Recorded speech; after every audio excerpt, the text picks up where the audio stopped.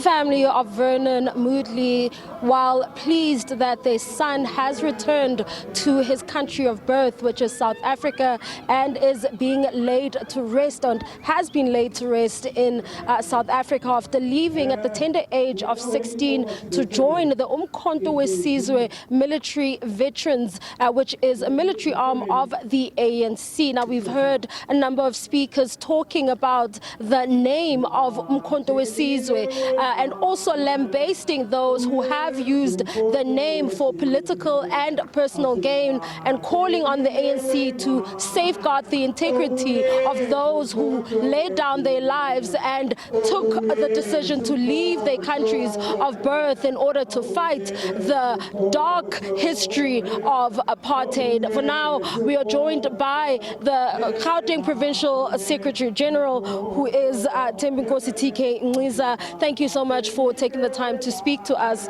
A lot of speakers coming really onto the podium to speak about a number of things, and one of those is the Umkhonto weSizwe name and the real Umkhonto weSizwe, and a call from many to say that, you know, they are unhappy with the fact that this name has been used for personal gain. How do you think those who laid down their lives for the struggle would feel to see this name being tarnished and being used as a political tool, really?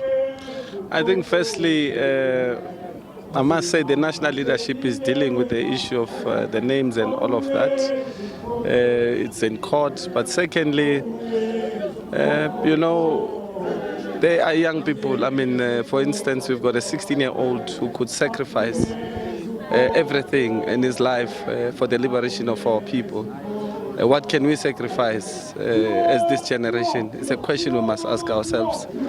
So I'm trying to say, you know, it's unfortunate that we find ourselves in a position that we're at currently, because Umkhonto weSizwe is a legacy of the African National Congress. It's a history that you can never erase, because Umkhonto weSizwe is ANC.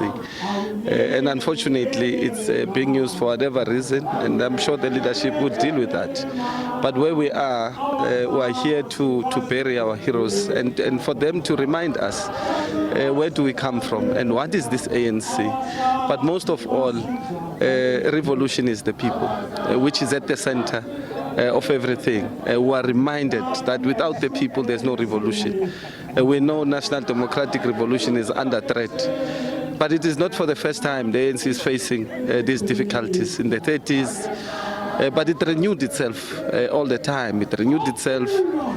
Certainly. There have been conversations about how in the 70s it was unpopular to be a part of the ANC, and yet again there were also conversations about how the elections were seen and used as though, you know, the ANC would collapse and fail to even get a majority in the elections, and this is what one of your speakers was saying, and also just, you know, criticizing the ANC and some ANC members who might see the party as an opportunity for personal gain or for positions, and those who don't get positions who are then become angry and turn around and start their own parties. Criticism and all around. What do we do in order to unify the ANC, and how do we get people to mimic the old brass that stayed even if they did not have positions?